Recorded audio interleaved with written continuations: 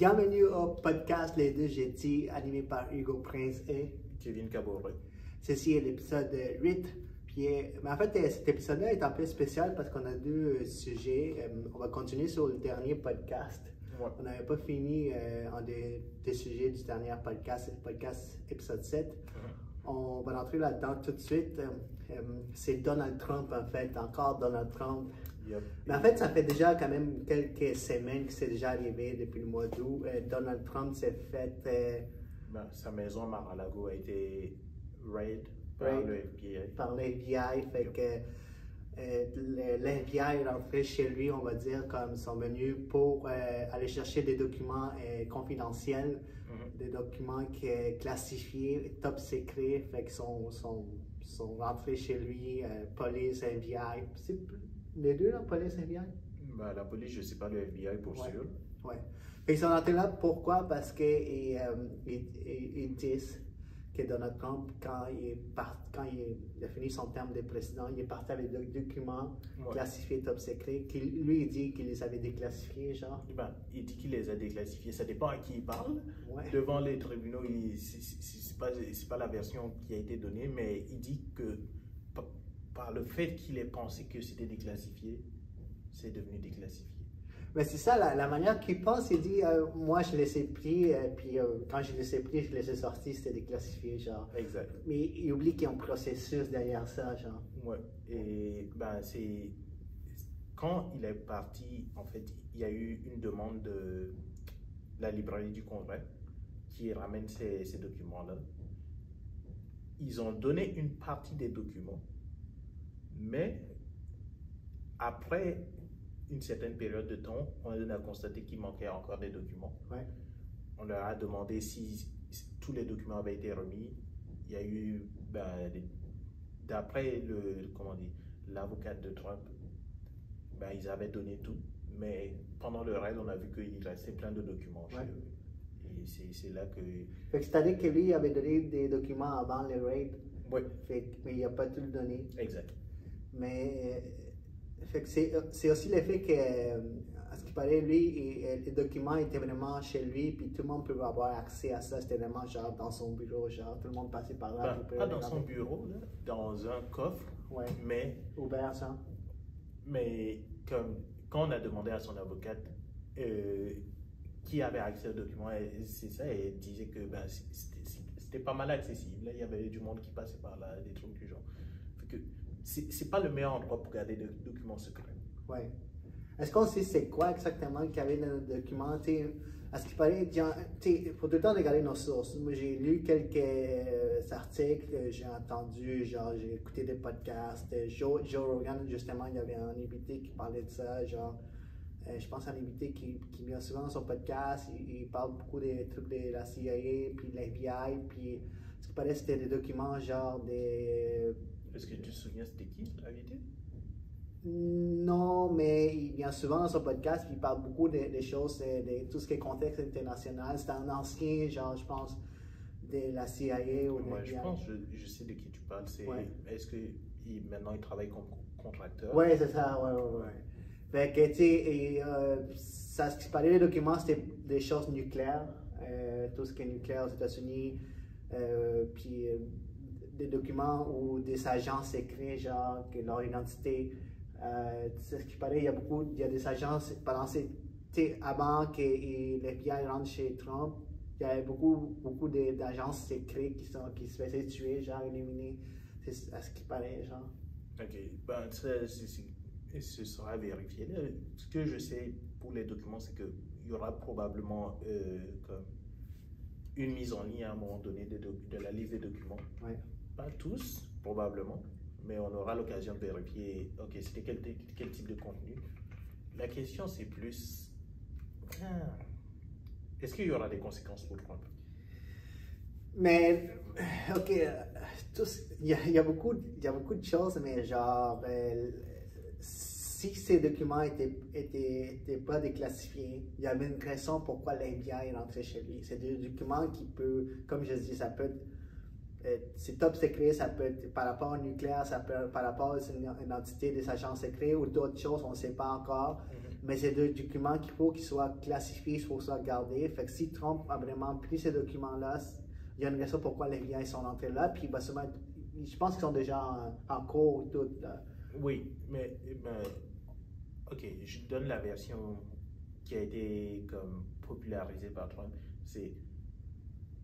C'est un coup des démocrates. Ouais, c'est ça.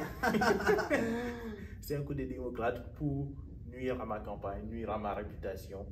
Ouais, plus à sa réputation, puis. Mais il y a comme. C'est pas genre 100% confirmé, là, mais les gens savent qu'en 2024 s'en vient, les prochaines élections s'en viennent. Fait que si un des candidats, genre, favoris, sinon les candidats s'il se présente, c'est lui qui gagne, genre, pour les républicains. Fait que lui, il dit ça parce que ça peut nuire à sa campagne. C'est pas encore officiel, il l'a pas encore annoncé, mais s'il se fait persécuter, il est en cours, il ne pourra pas se lancer, j'imagine.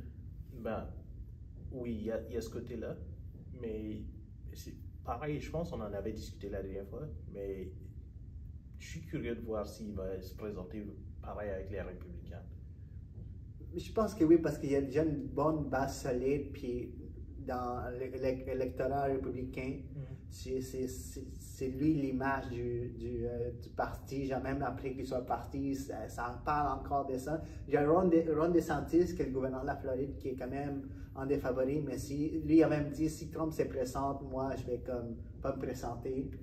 Fait que c'est pas juste la base électorale des républicains, les gens veulent Trump, puis aussi les républicains élus qui sont au Sénat, genre, ils veulent Trump. T'sais, justement, il y en a beaucoup quand c'est arrivé avec l'FBI, qui dénonçaient l'FBI, qui voulaient genre défendre l'FBI, puis tout, enlever le budget. Puis les républicains ont tout le temps été, non, on va continuer à mettre de l'argent sur l'FBI, la police, puis ils prennent les discours des démocrates, des gens démocrates qui disent défendre la police, défendre les biens, genre, parce que cette fois-ci, qu'est-ce qui est arrivé, ça va à l'encontre d'eux.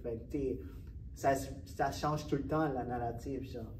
Et ben, c'est ça qui est un peu ridicule. C'est pas une histoire de. C'est comme. Ils utilisent les mêmes arguments que ce qu'il y a eu pendant Black Lives Matter, etc., etc.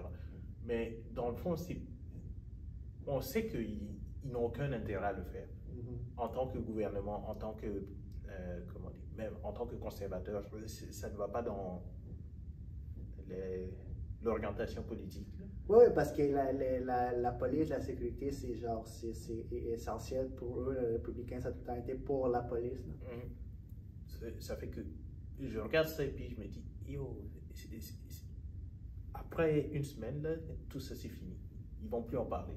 Oui, mais là, tu sais, on en parle encore, là. Il y a encore des choses qui se déroulent. Sûrement que dans le futur, ça va être ça va révéler dans notre podcast. Ce que je veux dire, les résultats finaux et tout ça. Là. Oui, ce que je veux dire dans ça, c'est que ça va être plus on en parle qu'il n'y aura pas de projet de loi là-dessus. Là. Il n'y a pas un projet de loi réduire les fonds du FBI. Ah non, ok, tu parlais de ça, je pense pas. Là. Je pense que les deux parties peuvent en parler, mais ça ne va jamais arriver. C'est certain. C'est trop important pour la sécurité des États-Unis. Puis même s'ils veulent, ils vont se buter avec des gens derrière qui vont dire touche pas à ça. Touche pas à ça. Ouais. Mais juste pour conclure ces sujets-là, est-ce que tu penses que genre c'est vraiment un coup des démocrates, puis Joe Biden puis Kamala Harris se sont assis avec AOC, puis ils sont tous assis pour dire ok, on fait ça, Trump? Ouais, non. Non, c'est plus, comment dire, la seule concession que j'étais prêt à faire, c'est sûr que les services secrets ont probablement été informés qu'il y aurait un raid à Mar-a-Lago. Parce que Trump, en tant qu'ancien président, il est protégé par les services secrets qui s'occupent aussi de la protection de la Maison-Blanche. Donc, il y a quelqu'un, probablement dans le bureau de Joe Biden, qui savait qu'il y aurait ce raid-là et qui aurait pu. Ils ont probablement informé les services secrets, mais les services secrets n'ont pas informé Trump. Parce que, of course, on va pas les services secrets qui s'occupent de Trump savaient qu'elle allait arriver. Oui. Probablement. Est-ce que tu penses que c'est aussi, ils ont averti Joe Biden? C'est certain qu'ils ont dit qu'il va y avoir des quoi là? Je pense que ce serait une information importante pour lui. Parce que c'est sûr que dès le moment où ça arrive, Trump va dire c'est les démocrates et ben, il va dire c'est Joe. Mais est-ce que Joe doit dire, il doit approuver ça, ou les FBI, il y a juste, OK, on y va. Comme, Non, ils vont dire, oh, Joe, Mr. President, on va faire ça, puis les OK, mais est-ce qu'il doit comme approuver? Je pense pas. non, ben, techniquement non. Là. OK. C'est comme, on le met au courant de la chose, mais il n'a pas de pouvoir sur la justice en tant que tel. OK. Fait que ce serait peut-être pas un coup des démocrates, genre. Il y a très peu de chances que ce soit un coup des démocrates. Je dirais même plus, il y a plus de chances que ce soit un coup des républicains que ce soit un coup des démocrates. Ah oui, comment ça? Ben, c'est un coup publicitaire pour les républicains. Publicitaire, ouais. Ouais, mais en même temps, c'est. Oui, ça nuit à son image, mais ça augmente la crédibilité dans le passé. Pour lui, genre, ça lui donne encore une plus grande force, une plus grande crédibilité dans son parti, genre, dans les républicains. Exact. Dans la base électorale, qui croit encore que l'élection a été volée, puis là, il voit ça, puis là, c'est OK, non, on va vraiment les lire, c'est Trump, c'est nos sauveteurs. Puis les cellules républicains au Sénat aussi, qui, bon, regarde les démocrates, qu'est-ce qu'ils font. Fait ça se peut que c'est ça, un coup de eux aussi. Je pense vraiment... pas je rentre pas dans ce niveau de, comment dire, de collusion, là. Je pense pas qu'ils ils font des meetings et se disent, OK, quel coup où on va impliquer le FBI pourrait nous propulser de l'avant et tout. Mais si c'est le cas, ouais. Je dis qu'il y a plus de chances que ce soit un coup des républicains qu'un coup des démocrates. Républicains genre Trump ou républicains des... Non, des gens qui veulent augmenter sa crédibilité. Oui, mais d'utiliser l'FBI pour ça, ça serait pas bien, je pense. Mais c'est sûr. C'est sûr que ce serait pas bien. Mais si on rentre dans le cas où quelque chose de pas bien est arrivé, pourquoi les démocrates voudraient faire ça? Parce qu'ils ne veulent pas que Trump soit réélu en 2024. Il y a des grandes chances avec tout ce que les démocrates, avec Joe Biden qui baisse en popularité. Genre. Oui, mais ce coup-là a très peu de chances d'empêcher Trump de se présenter aux élections. Côté légal, parce qu'il va être pris avec des choses de juridiques et tout. Là, ça va l'empêcher de vraiment faire une campagne. C'est pas les premiers, comment dire, poursuites judiciaires contre Trump. C'est pas ça qui va l'empêcher de faire une campagne. Là. Même en 2017, je pense qu'il y avait toujours les trucs de Trump University pendant sa campagne et tout. Là, je pense pas que c'est ça qui va le gêner. Mais ça, c'était pas genre, c'était à l'extérieur de ce qu'il avait fait. Je connais pas beaucoup l'affaire de Trump University, mais c'était vraiment genre pas encore politique. Là, c'est quelque chose de grand politique, des documents top secrets, c'est peut-être criminel, tout. Oui, mais c'est pas quelque chose qui va contre la base de Trump. Limite, qu'est-ce que ça pourrait dire? C'est, OK, quelqu'un qui n'a jamais entendu parler de Trump, peut-être qu'il va se dire, OK, il avait des documents secrets, mais qui n'a pas entendu parler de Trump? C'est ça le truc. La question, c'est plus, OK, en faisant ça, ça renforce l'opinion de ceux qui le supportent déjà. Ça met comme une cible sur les démocrates. En tout cas, j'ai l'impression que en tant que stratège, je regarde juste qui bénéficie le plus du truc. C'est plus Trump. Mais il est vraiment polarisant, Trump. Puis de toute façon, tout ce qui se passe, ça fait déjà en sorte que chaque côté, bon, c'est solidifié avec leur image, genre pro-Trump, contre Trump. Fait que déjà, les pro-Trump sont encore plus pro-Trump, puis ceux qui sont contre lui sont encore plus contre lui à cause de tout ça. C'est vraiment un sujet intéressant, puis il y a sûrement des choses qui vont se dérouler dans les prochains jours, dans les prochaines semaines. Ça fait déjà un mois, là, on est rendu au mois de septembre maintenant, ça a commencé au mois d'août. Puis le temps que ces podcasts sortent, puis on va en parler. Puis il y a les sélections, les sélections, là, les midterms aux États-Unis qui s'en viennent, les House et les Sénats qui vont ils vont jouer là-dedans pour les républicains et les démocrates. C'est quelque chose qu'on peut en parler. Sinon, c'est vraiment intéressant. Ouais. Mais notre deuxième sujet, c'était le décès de la reine Elisabeth. Mais oui, comme il dit, en fait, ça fait déjà 3 semaines, 3 semaines que la reine Elisabeth II est décédée. Comme on s'entendait assez là, genre, la reine était déjà âgée, 96 ans. Ouais.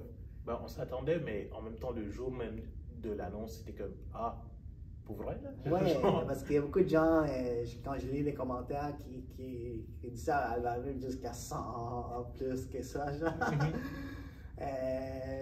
Mais, tu sais, je pense que dernièrement, elle était un peu plus fragile. Juste avant son décès, ils ont élu une nouvelle première ministre. Puis c'était sa dernière, genre, apparition, comment ça dit? Apparition politique. Même pris des photos avec la nouvelle première ministre. Puis après ça, genre, je pense 2-3 jours après, elle est décédée.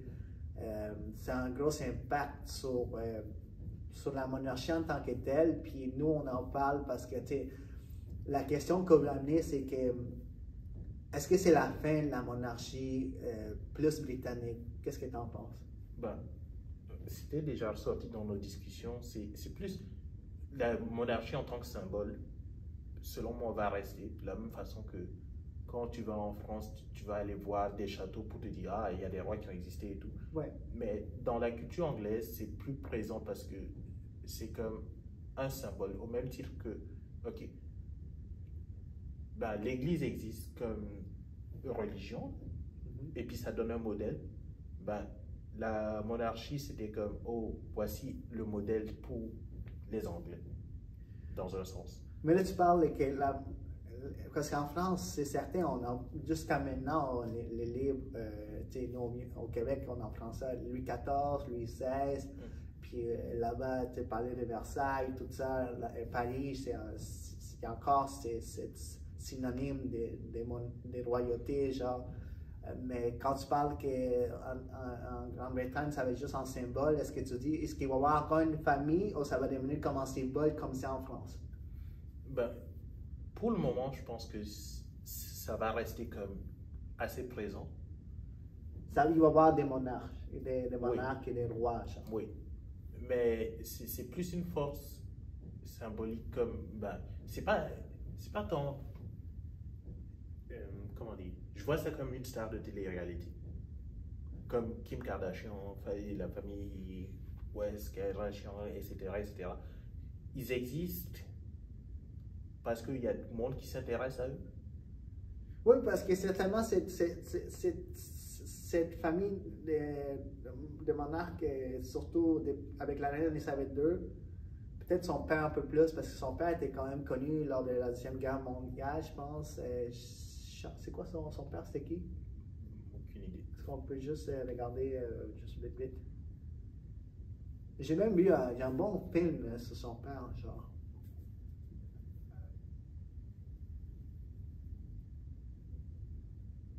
George VI. George VI, oui. Fait que lui, il était quand même, je pense, présent lors de la Deuxième Guerre mondiale, tout ça. Première, peut-être? Première, oui, première. Il est décédé en quelle année? Je cherche. Non. Décès, genre. George VI, on regarde ça juste pour avoir les bonnes informations. Décès.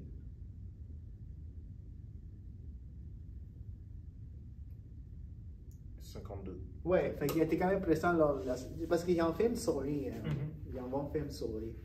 Fait que je pense, mais mon point c'est comme cette famille monarque était vraiment genre, son père était vraiment genre, était une voix portante dans la Deuxième Guerre mondiale à la radio. Sa fille a été reine Elisabeth II, le plus grande, a eu un des plus longs règnes de la monarchie britannique.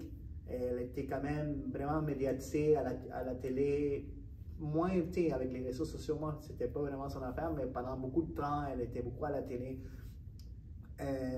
Ses enfants, à cause de Princesse Diana, surtout, je pense que c'est là que ça sortit, cette sorte de, comme tu dis, comme des familles Kardashian, que les gens sont vraiment intéressés. Les enfants du roi Charles, maintenant, troisième, je pense, roi Charles III. Ouais, fait ses enfants, William, Henry, là avec Henry avec sa femme, tous ces scandales-là. Fait que c'est comme maintenant c'est rendu comme une sorte de télé-réalité que tu dis. Le roi Charles III, il a déjà quand même, il est âgé dans ses 70 ans, genre. Puis peut-être qu'il va être encore là pour 30 ans, mais est-ce que ses enfants vont vouloir continuer cette monarchie? Est-ce que William, qui c'est le prochain, va vouloir dire... Parce que mon point, c'est que genre William et Harry ont été éduqués par Princesse Diana. Princesse Diana a vraiment sorti... Il y a une histoire d'elle qui, comme il les a amenés à Londres, dans les rues, puis lui montrer que genre, les gens s'en foutaient vraiment de qui c'était, genre. Puis les gens, ils passaient à côté des gens, des sans-abri et tout, puis les gens s'en foutaient de la monarchie. Est-ce qu'ils sont encore ces souvenirs?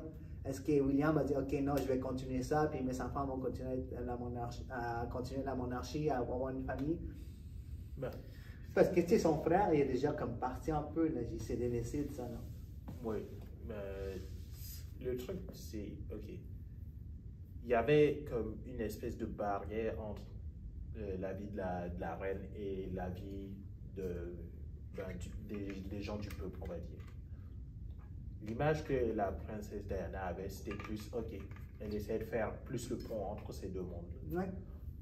Dans ce sens-là, oui, son histoire peut avoir influencé la monarchie. On voit plus de rencontres entre...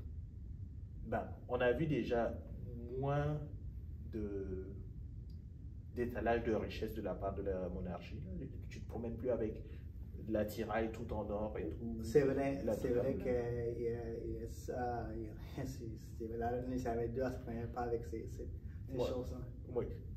Dans ce sens-là, il y aura cette influence, mais je pense que juste en tant que symbole, c'est utile d'avoir quelqu'un qui peut dire, OK, l'Angleterre est contre l'invasion de l'Ukraine par la Russie. Non, mais c'est comme... Mais pas quelqu'un qui est en politique là. Mais comme tu dis, la première ministre, elle peut juste dire ça comme dans tout autre pays. Là. Genre la reine. Est-ce que je sais pas, est-ce que la famille royale est vraiment impliquée en politique? Est vraiment à prendre des décisions politiques? Politique, non. Divertissement, plus. Oui, mais ils ont aussi quelque chose qui arrive en Grande-Bretagne, en Angleterre, ce qui ont... C'est un support moral, genre. C'est le Parlement qui fait la plupart des décisions. Mais la première ministre doit tout le temps aller voir la reine ou maintenant le roi, genre, pour qu'est-ce qui est, genre, s'il y a quelque chose qui se passe. C'est comme si dans ce sens-là, oui, mais je pense pas qu'elle ait d'autorité, vraiment. Ils vont juste lui aviser des choses, qu'est-ce qui se passe dans l'État, genre. Ouais, parce que... À quoi ça sert, la monarchie, hein? C'est un symbole, c'est vraiment plus ça, c'est comme, OK, on a grandi en se disant, voici notre modèle. On a grandi en se disant, je sais pas, si la reine aujourd'hui est dit, OK, l'Angleterre va mal, tous les Anglais vont se dire, oh, il se passe quelque chose. Oui, mais la première ministre peut dire, l'Angleterre va mal. Ouais, but who cares about her? C'est ça. Est-ce que les gens, à Noël, ils attendent une lettre de la première ministre? Non. Mais ils attendent une lettre de la reine. Ouais, une vidéo de la reine, un pitch à la télé. Yep. Mais elle a pas vraiment, la famille n'a pas vraiment de pouvoir politique en quelque sorte. Ils en ont parce qu'ils ont de l'influence là. C'est sûr que s'ils disent nous supportons tel ou tel candidat, ça peut changer quelque chose, mais je pense pas qu'ils le fassent. Ah, ok. Je l'ai pas vu en tout cas. Non, je pense pas qu'ils le fassent.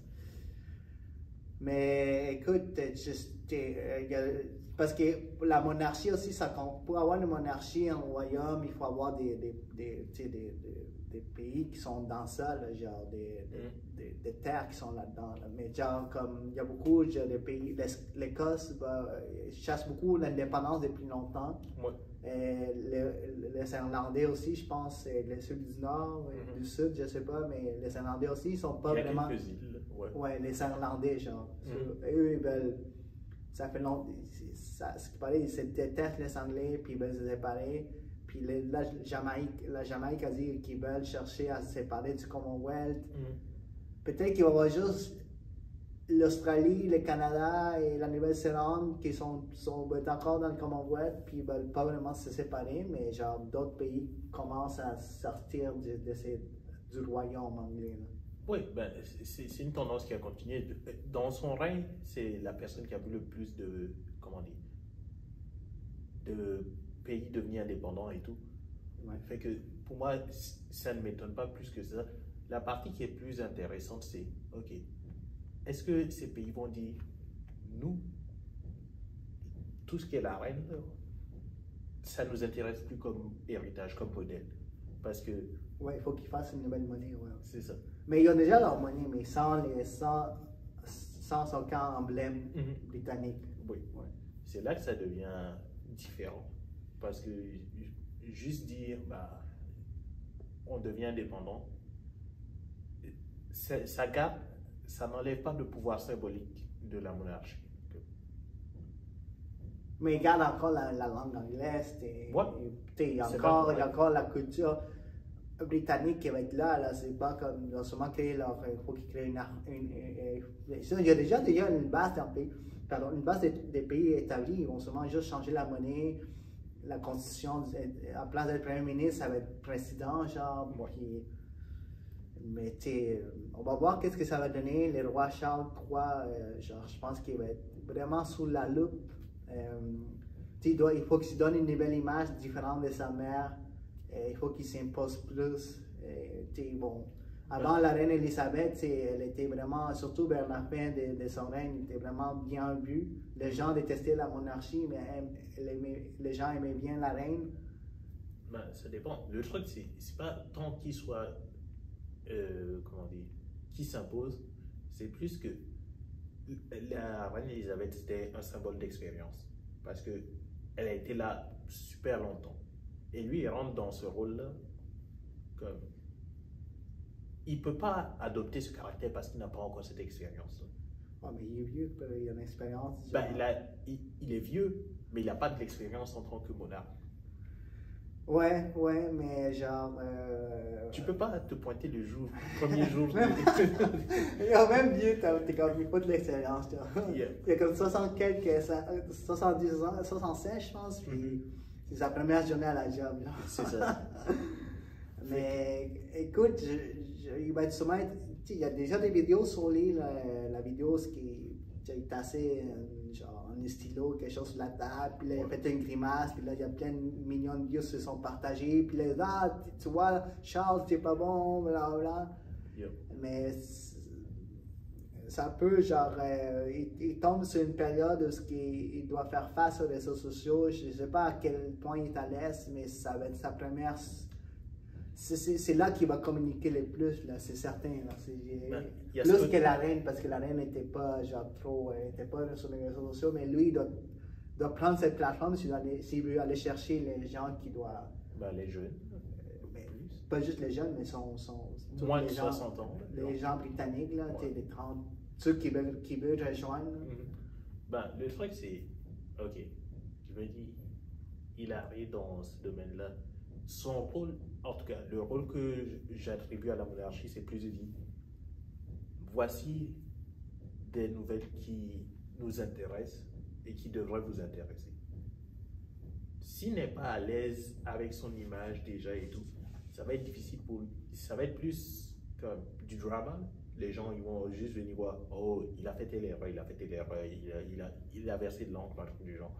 Mais il y a déjà une image qui traîne depuis tout ce qui s'est passé avec Diana. Exact. Tandis que l'idéal, ben, en tout cas, ce qui me dérange dans toute cette situation au final, c'est que quand la reine est morte, il y avait plein de situations dans d'autres pays qui arrivaient, les inondations au Pakistan, ben, il y a toujours la guerre en Syrie, on en parlait encore. Il y a plein de situations qui existent dans d'autres pays, mais il n'y a juste pas un symbole aussi présent dans ces pays-là pour dire, OK, regardez ça, voici qu'est-ce qui se passe. Et tant que les gens s'intéresseront au drama qui entoure... Mais c'est quand même le décès des gens, les monarques, une des reines plus importantes. C'est certain que les médias, il y a une période qui jouent avec certaines nouvelles. Là, on en parle peut-être moins ici au Canada, mais là, sûrement, si tu vas en Grande-Bretagne, c'est encore ça, là, ça fait 3-4 semaines, c'est encore la reine. Puis peut-être c'est trop, là, mais genre, ça l'a pris 3 semaines avant qu'il fasse tous les processus de funérailles. Ouais. C'est pas tant que c'est trop, c'est que c'est... Ok.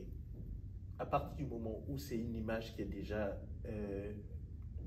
comment dire, faite pour être présente dans les médias, c'est difficile de traiter de quelque chose comme quelque chose qui se passe au Pakistan, où il faut faire tout un travail pour rendre ça, comment dire, diffusable. Ouais. La concurrence entre ces deux informations n'est pas égale. Ouais, parce que il y en a un qui est plus important. Tout ce qui se passe au Pakistan est peut-être plus important en termes d'humanité et tout que le décès de la reine. Je comprends, c'est symbolique. Oui, mais si aujourd'hui tu veux Google, ben c'est qui le roi, le père de la reine, t'as juste à faire un mot. Si aujourd'hui tu tapes inondation au Pakistan, tu vois juste des photos d'inondation, ça n'a pas changé, tu vois ce que je veux dire. Mais il y a des nouveaux articles qui se créent souvent. Mais c'est pas dans les mêmes, c'est pas dans les mêmes médias. C'est pas genre c'est pas quelque chose qu'on faut le chercher. Là. Ça sort pas à la télé, ça sort pas. C'est pas trendé sur Twitter. Ça c'est malheureux. Yep. Mais écoutez, la monarchie est encore là. Il y a encore plein de monarques dans d'autres pays, en Irlande, en Espagne, puis peut-être pas avec Charles, peut-être avec William, peut-être qu'un jour la monarchie anglaise va dire ok c'est fini, mais ils sont sûrement en train à ce qui paraît, comme je pense que tu l'avais mentionné, qu'ils sont en train de réduire la famille, genre ils réduisent un peu, ils veulent couper certaines choses.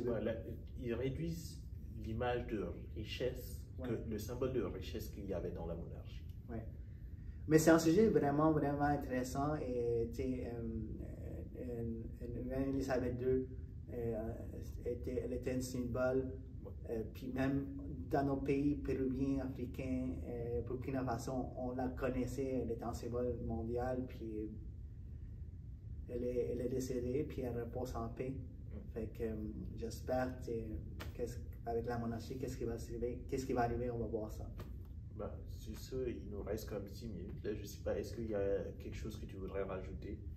Mais non, écoutez, bientôt on va commencer à avoir des invités. Aujourd'hui, on change souvent des locales, puis parce qu'on n'a pas un local fixe. Yep. Puis, mais on est au cégep d'Edouard Petit, où Kevin étudie, puis on compte le faire ici le plus souvent. Je dois encore publier beaucoup de vidéos sur YouTube pour qu'on puisse être up-to-date. Je vais le faire le plus tôt possible. Puis il y a des invités qui s'en viennent. J'ai notre ami Louis-Philippe Cléroux, conseiller financier. C'est un ami de longue date. Puis c'est une belle histoire qui s'en vient. Puis j'avais mentionné au dernier podcast que peut-être on va voir des gens, des invités, des gens pour les élections, des gens qui se présentent, mais je pense pas. Je n'ai communiqué avec une. Ça n'a pas marché, puis déjà, de toute façon, les élections s'en viennent. Peut-être après, c'est des gens qui veulent parler de leur expérience, on peut les inviter, on va voir. On a une nouvelle page Instagram, les 2GT Podcasts. Ça va être plus les photos et quelques vidéos, plus des stories, des vidéos qu'on va publier, des stories qu'on va publier sur les feeds. On n'a pas encore les formats pour les Reels, fait que, tu sais, c'est notre type de vidéo. Mais sinon, laissez des commentaires, abonnez-vous sur la chaîne YouTube, puis nous, on continue, c'est le podcast 8. On s'en proche du podcast 10, déjà 10 épisodes. C'est vraiment le fun de faire ça avec toi, Kevin. Ben oui, ça fait toujours plaisir, là, et puis on a du fun.